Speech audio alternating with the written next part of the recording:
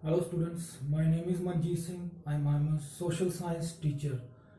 तो आज हम ग्रेड 7 क्लास 7 की सिविक्स पार्ट का थर्ड चैप्टर करने जा रहे हैं, जिसका नाम है स्टेट गवर्नमेंट या how the state government works. कि स्टेट गवर्नमेंट क्या है और स्टेट गवर्नमेंट काम कैसे करती है। तो सबसे पहले तो बात आती है कि गवर्नमेंट क्या है। सरकार, गवर्नमेंट। सो गवर्नमेंट क्या है, एक ऐसी बॉडी है, एक ऐसी संस्था या ऐसे लोगों का एक ग्रुप है जिनके पास वैधानिक शक्ति होती है। वैधानिक शक्ति मीन्स उनके पास एक लेजिटिमेट अथॉरिटी है, उनके पास एक पावर होती है जिसकी वजह से वो क्या करते हैं, कानून बना सकते हैं और उन कानूनों को लागू कर सकते हैं।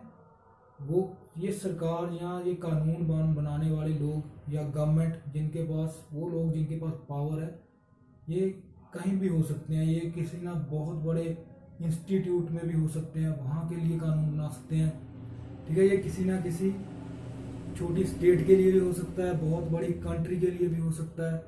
ये किसी भी तरह की संस्था के लिए हो सकता है। ठीक है, लेकिन यहाँ पर हम बात करने जा रहे हैं किसकी, स्टेट गवर्नमेंट की, कि राज्य सरकार की क्या होती है। सबसे पहले गवर्नमेंट मैंने आपको बता दिया कि एक ऐसी बॉडी जिसके पास पावर होती है कि वो कानून बनाए और उन कानूनों को लागू कर सके। उसके बाद है कि हमें गवर्नमेंट की जरूरत क्यों पड़ी।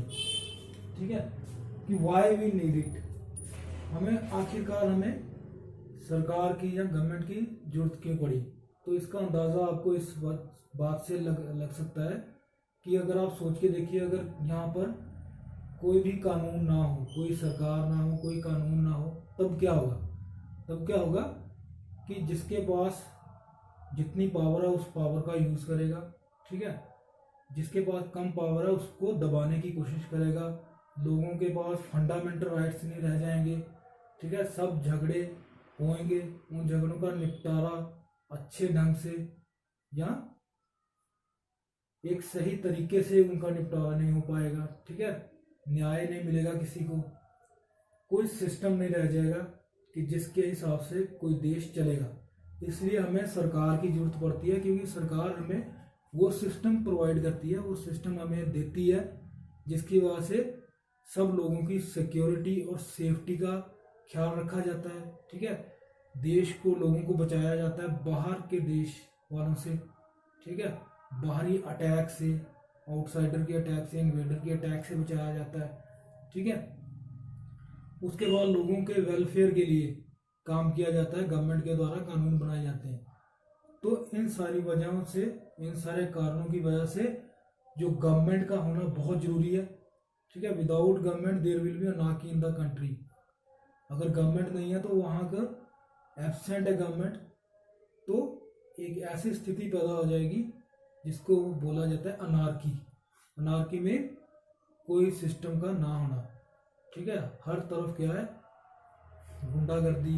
हर तरफ जो है जिसके पास ज़्यादा पावर है वो अपनी पावर यूज़ करेगा, बाकियों को दबाया जाएगा। ठीक है, तो इसीलिए गवर्नमेंट का होना बहुत ज़रूरी है। नेक्स्ट आता है गवर्नमेंट इन इंडिया। तो इंडिया में गवर्नमेंट क्या है, 3 लेवल के ऊपर आपने देखा काम करती है। मेन 2 लेवल कौन से हैं, सेंट्रल लेवल पूरे इंडिया को गवर्न करती है। ठीक है, सेंट्रल गवर्नमेंट या यूनियन गवर्नमेंट भी उसको बोलते हैं, गवर्नमेंट ऑफ इंडिया।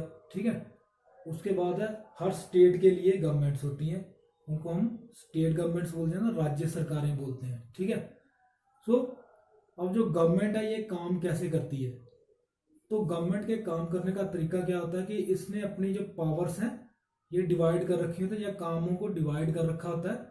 तो किसी भी गवर्नमेंट के, दुनिया की कोई भी गवर्नमेंट है, उसके 3 ऑर्गन्स होते हैं।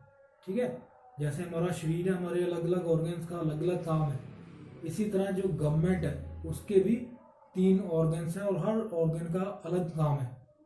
तो सबसे पहला ऑर्गन जो गवर्नमेंट का है उसको हम बोलते हैं लेजिस्लेचर। ठीक है, तो लेजिस्लेचर का काम है कानून बनाना। उसके बाद है एग्जीक्यूटिव। ठीक है, जो एग्जीक्यूटिव है इसका काम है कानून को इम्प्लीमेंट करना। उसके बाद थर्ड आती है जुडिशरी। जुडिशरी न्यायपालिका, इसका काम है न्याय प्रदान करना, ठीक है, झगड़ों का निपटारा करना, लोगों को न्याय प्रदान करना, ठीक है। तो ये अलग अलग ऑर्गन्स हैं। लेकिन अब हम यहाँ पर बात कर रहे हैं क्योंकि हमारी कंट्री जो है एक अलग तरह की कंट्री है, तो हम सेंट्रल गवर्नमेंट के तो 3 ऑर्गन्स हैं, लेकिन जब हम जाएंगे राज्य सरकार में तो वहाँ हम मेन फोकस करेंगे 2 ऑर्गन्स के ऊपर, लेजिस्लेचर एंड द एग्जीक्यूटिव। तो जो एग्जीक्यूटिव और लेजिस्लेचर है, इसके अलावा थर्ड ऑर्गन है जो जुडिशरी, वो सीधा सेंट्रल गवर्नमेंट का ऑर्गन है, ठीक है। तो क्योंकि हमारे देश के अंदर जो यूनिटी है, जो हमारा जुडिशियल सिस्टम है वो यूनिटरी सिस्टम है, ठीक है, उसका फेडरल स्ट्रक्चर नहीं है, वो एक ही है judiciary from top to bottom. Top most court आपका सुप्रीम कोर्ट ऑफ इंडिया, उसके बाद फिर हाई कोर्ट्स हैं, फिर नीचे उसके अलग अलग कोर्ट्स हैं, ठीक है, सबऑर्डिनेट कोर्ट्स। तो स्टेट गवर्नमेंट में हम बात करेंगे लेजिस्लेचर की कि उसका क्या स्ट्रक्चर है, कितने लोग मेंबर होते हैं उसमें, अलग अलग हाउस कौन से होते हैं, ठीक है, इसके बारे में हम डिस्कस करेंगे, ठीक है। उसके बाद एग्जीक्यूटिव की, एग्जीक्यूटिव में कौन कौन होता है, ठीक है, उसके बारे में हम देखेंगे।